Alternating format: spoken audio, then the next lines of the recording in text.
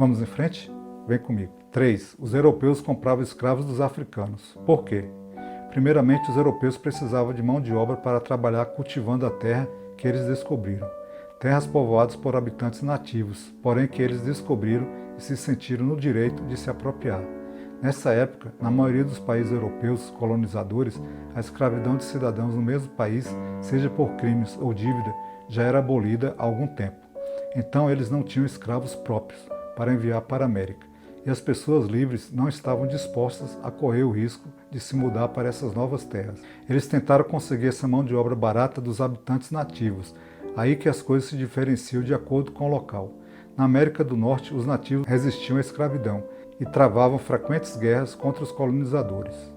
O custo e o esforço de tentar escravizar os nativos lá não valia a pena. Já aqui na América do Sul, por muito tempo, os índios foram mão de obra escravizada utilizada. Porém, existiam também muitas desvantagens. Eles não eram acostumados com o trabalho na lavoura. Os índios eram, em sua maioria, povos que viviam da caça e da pesca. Ou ainda, havia uma resistência cultural, porque muitas vezes a lavoura é considerada um trabalho feminino. Além disso, houve uma diminuição muito grande na população nativa, pois muitos morriam facilmente por causa de doenças que foram trazidas da Europa, e muitos fugiram para o interior do continente, tornando a sua captura muito mais cara e trabalhosa. Já a compra de escravos africanos oferecia praticamente todas as vantagens econômicas possíveis. Primeiramente, os europeus, apesar de possuírem muito mais poder de fogo, não precisavam nem mesmo entrar no continente para capturar os escravos eles mesmos. Eles compravam os escravos já capturados e muito barato para eles. Então veja que aqui o desafio dessa terceira pergunta, né? Os europeus compravam escravos dos africanos. Por quê?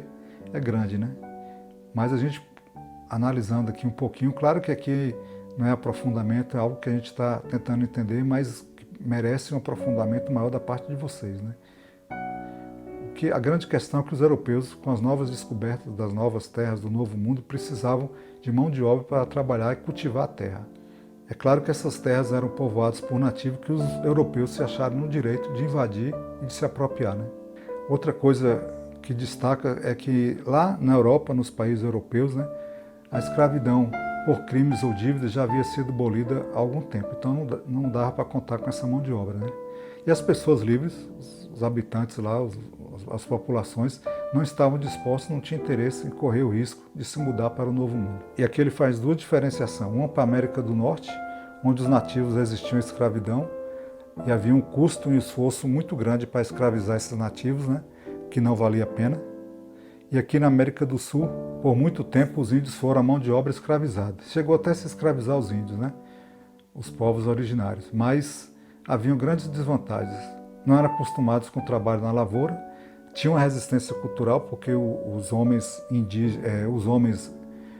achavam que esse era um trabalho feminino, né? Então tinham resistência em fazer esse trabalho. E também os povos nativos foram dizimados pelos europeus, né?